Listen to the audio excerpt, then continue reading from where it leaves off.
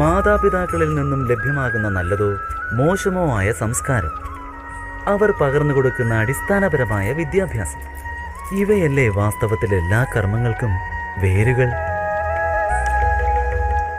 സംസ്കാരവും വിദ്യാഭ്യാസവുമാണ് മനുഷ്യന്റെ ചരിത്രം സൃഷ്ടിക്കുന്നത്.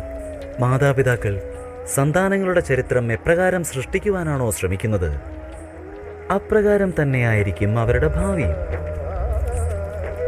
എങ്കിലും ഒരുപക്ഷം മാതാപിതാക്കൾ അവരുടെ സന്താനങ്ങളുടെ ഭാവി സുരക്ഷിതമാക്കുവാനുള്ള തീവ്ര വ്യഗ്രതയിൽ അവരുടെ ചരിത്ര നിർമ്മാണമെന്ന അടിസ്ഥാന ഘടകത്തെ തീർത്തും വിസ്മരിക്കുന്നു. വാസ്തവത്തിൽ സന്താനങ്ങളുടെ ഭാവിയെപ്പറ്റി മാത്രം ചിന്തിക്കുന്ന മാതാപിതാക്കൾ അവരുടെ സന്താനങ്ങൾക്ക് ഒന്നും തന്നെ നേടിക്കൊടുക്കുന്നില്ല. എന്നാൽ സന്താനങ്ങളുടെ ഭാവിയെപ്പറ്റി മാത്രം ചിന്തിച്ച് വ്യാകുലപ്പെടാതെ അവരുടെ ചരിത്രം നിർമ്മിക്കുവാൻ ശ്രമിക്കുന്നവർ അവരുടെ സന്താനങ്ങളുടെ പ്രശസ്തി സമസ്ത പ്രപഞ്ചത്തിലും